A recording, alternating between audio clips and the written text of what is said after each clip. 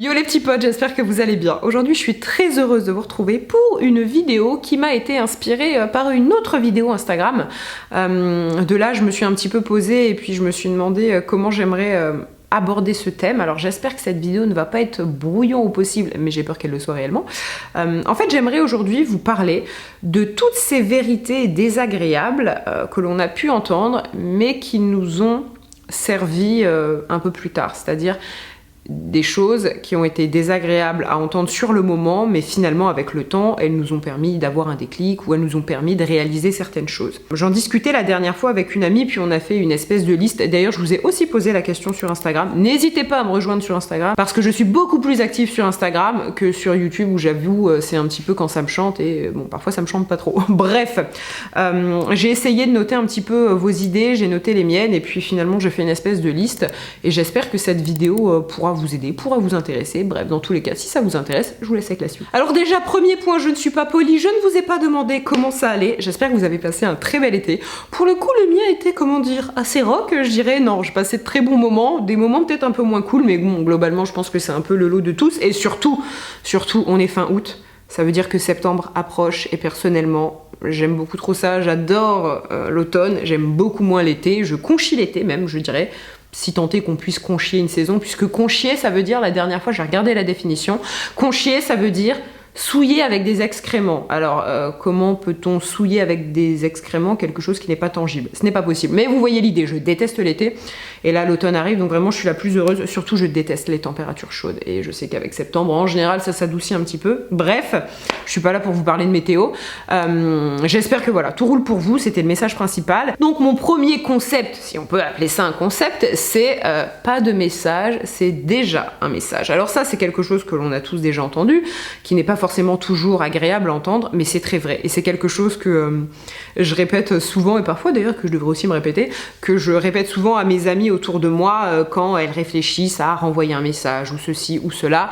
Et j'ai envie de vous dire quelque chose d'extrêmement simple. Quand quelqu'un veut quelque chose de vous, il se manifeste. Peu importe ce que cette personne attend de vous, que ce soit de l'amitié, de l'amour, un service ou que sais-je, quelqu'un qui veut quelque chose, à un moment, peu importe sa personnalité, peu importe le contexte, tôt ou tard, la personne se manifestera.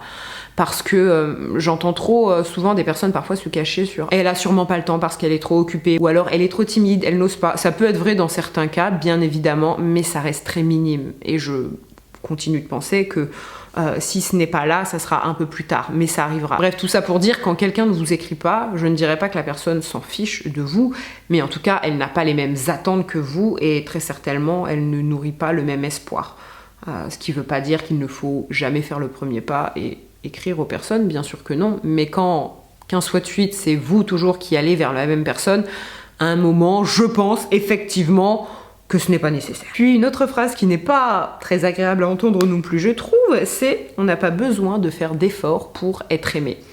Cette phrase, je l'ai entendue, je sais plus où je l'ai entendue, mais on en a ensuite reparlé avec une amie, et on a trouvé ça très vrai. On a fait toutes les deux, en fait, une espèce de rétrospective un petit peu de nos histoires passées, et en fait, je me suis rendu compte que, personnellement, sur toutes mes relations de couple, sur toutes mes histoires, je pense, les garçons qui m'ont aimé, je sais pas si c'est ceux qui m'ont aimé de la façon la plus forte, mais en tout cas, ceux qui m'ont aimé de la façon la plus inconditionnelle, c'est souvent ceux avec lesquels je n'ai pas fait d'efforts pour qu'ils tombent amoureux de moi. Parce que dans cette phrase, quand je dis « on n'a pas besoin de faire d'efforts pour être aimé », je ne veux pas dire que en couple, on n'a pas d'efforts à faire, de compromis. Non, parce que si vous n'en faites pas, vous allez droit dans le mur, ça c'est clair.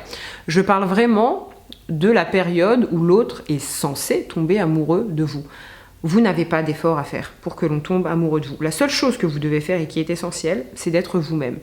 Pour que la personne qui tombe amoureux de vous tombe amoureux du vrai vous, si je puis me permettre, et que vous n'ayez pas de rôle à jouer ensuite. Parce qu'en fait, quand on y pensait avec ma pote, on réfléchissait un petit peu à nos histoires lorsqu'on était plus jeune, donc vraiment l'adolescence ou alors la vie de jeune adulte. On se rend compte que parfois on a tendance à agir par mimétisme et un petit peu à se modeler à l'autre. C'est-à-dire que l'autre aime telle chose, moi de base c'est pas quelque chose qui m'enchante, mais alors là, bien sûr, pour que l'autre tombe amoureux de moi, je vais me mettre à adorer ça. Je vous prends un exemple tout con. Et je parle pas de s'enrichir des goûts des uns et des autres, hein, ça c'est quelque chose de génial. Non, imaginons, vous adorez aller au cinéma et vous détestez les films d'horreur. Vraiment, vous trouvez ça à chier. Vous détestez ça. En revanche, vous adorez le cinéma d'auteur, par exemple, hein, les drames et autres, les trucs un peu plus intellectuel, si tant est, bon bref, vous voyez l'idée. Et là, ouais, donc vous commencez à bien apprécier un gars qui adore les films d'horreur, et là, du jour au lendemain, vous vous mettez à adorer les films d'horreur, à aller en voir plein parce que finalement, c'est génial. Soit, et ça peut arriver, vous découvrez qu'en fait l'autre amène un aspect un peu différent et vous dites « Ah, en fait non, c'est cool, ok, j'ai vraiment changé d'avis, je trouve ça cool. » Soit c'est un peu du fake et c'est vraiment pour vous calquer à l'autre et vous dire « Hé, regarde, toi et moi, on est pareil. » Et ça fonctionne pas. Et je sais que c'est vraiment quelque chose qu'on a tendance à faire lorsqu'on est au collège ou au lycée. Je me souviens d'une personne en particulier, moi au lycée, et pour le coup, je sais que j'avais agi comme ça, mais avec le temps, et là moi c'était plus pour un style de musique, de base c'est pas forcément ce que je kiffais de ouf. Et puis en fait, en fréquentant cette personne, si, je me suis mise à adorer ça. Et aujourd'hui, je suis loin, je ne suis plus du tout au lycée, et c'est toujours quelque chose, un style musical que j'adore, et qui me rappelle aussi cette personne. Donc à la limite ça, ok, mais si vraiment vous commencez à vous déguiser et à vous inventer des goûts pour que l'autre vous remarque, ça c'est pas bon. Parce que vraiment, en amour, vous n'avez pas d'effort à faire pour que l'autre tombe amoureux de vous. Et si vous en faites, eh ben, vous avez une chance sur deux, voire même un petit peu plus, en fait, que l'autre tombe amoureux d'une version de vous qui finalement n'existe pas, ou existe quelque part dans ses songes, mais en fait, vous, en réalité, vous n'êtes pas comme ça. Et puis après, si le but, c'est vraiment d'avoir une relation, vous n'allez pas toute votre vie faire semblant d'être quelqu'un d'autre. Vous voyez ce que je veux dire ? Et ça, je sais que c'est un truc assez essentiel, et puis je pense qu'on le fait tous, alors à niveau différent d'intensité, et je pense que c'est bien normal. Vous vous intéressez à quelqu'un, la personne, j'en sais rien, moi adore cuisiner, vous de base, bon c'est pas trop votre truc, mais vous avez envie d'avoir des sujets de conversation, vous dites tiens je vais peut-être un peu m'intéresser à la cuisine, ça c'est ok, mais juste il faut pas complètement se transformer pour l'autre. Une autre phrase que j'ai entendue, et celle-ci elle m'a pas fait plaisir, c'est une amie qui me l'a dite il y a quelques temps maintenant. Et je me souviens vraiment très précisément du moment où elle m'a raconté ça, et j'ai un peu serré les dents, mais dans le fond, elle avait raison. Elle me disait, alors bien évidemment, dans tout ce que je vous dis, il y a toujours l'exception qui confirme la règle, ok ? Je fais des généralités. Mais cette amie m'a dit un jour, quand ça commence mal au début, en général, c'est annonciateur du reste. Et moi, je ne voulais pas y croire, parce que j'étais dans une histoire qui, certes, commençait pas très très bien, mais je me disais que c'était aussi à cause du contexte qui était compliqué pour lui comme pour moi, et j'avais vraiment espoir à cet instant-là, je nourrissais l'espoir que tout puisse s'arranger, parce que pour moi, si ça se passait mal, c'était pas à cause de notre incompatibilité à nous deux, c'était davantage à cause d'un contexte qui nous rendait malheureux. Et puis finalement, le temps a fait son œuvre, et en fait je me suis rendu compte que non, effectivement, quand quelque chose commence mal dès le début, alors ce n'est pas toujours vrai, mais bien souvent, ça se finit mal. Si ça se finit pas mal tout de suite, ça se finira mal plus tard. Mais ça, pensez-y pour vos histoires. Alors peut-être plus facilement pour les histoires les relations amoureuses que les relations amicales. Mais si vous êtes dans quelque chose qui foncièrement a très mal commencé, posez-vous les bonnes questions. Posez-vous les bonnes questions. Quitte à vous faire des petites notes, à y réfléchir et à les reconsulter 1 mois ou 2 mois ou quelques semaines plus tard, et puis à essayer de faire une espèce de bilan.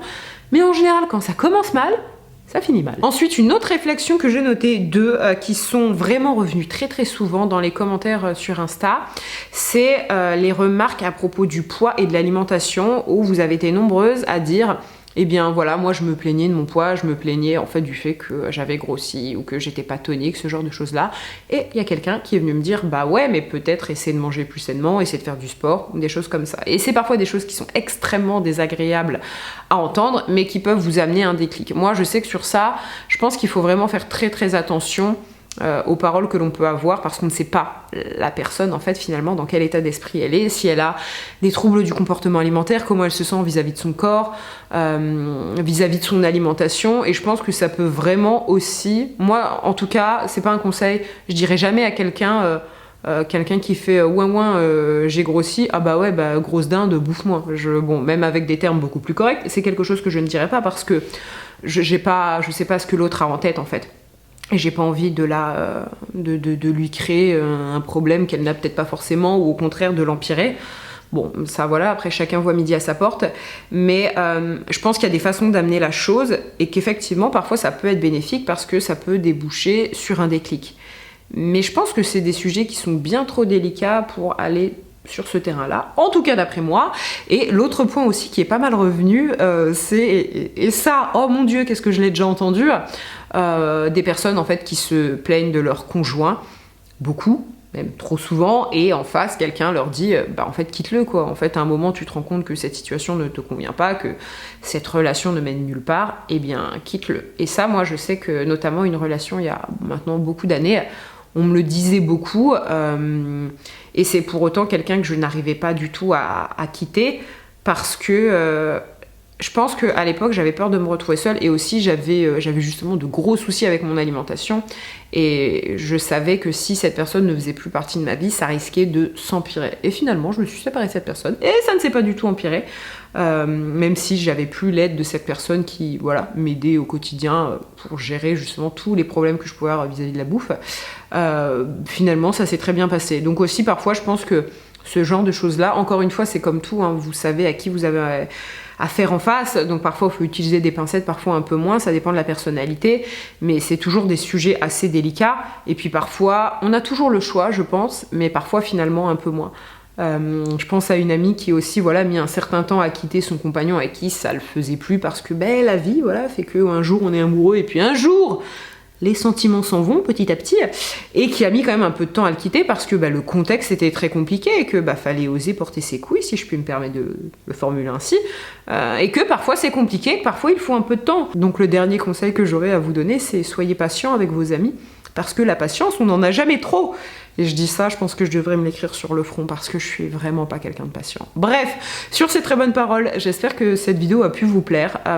N'hésitez pas, si vous, cette vidéo a suscité certaines réflexions, ou du moins que vous avez envie de partager certains points qui pourraient faire sens avec tout ce que j'ai dit, n'hésitez pas, ça m'intéresse beaucoup de lire tout ça. Moi, je vous embrasse et je vous dis à très bientôt. Bye!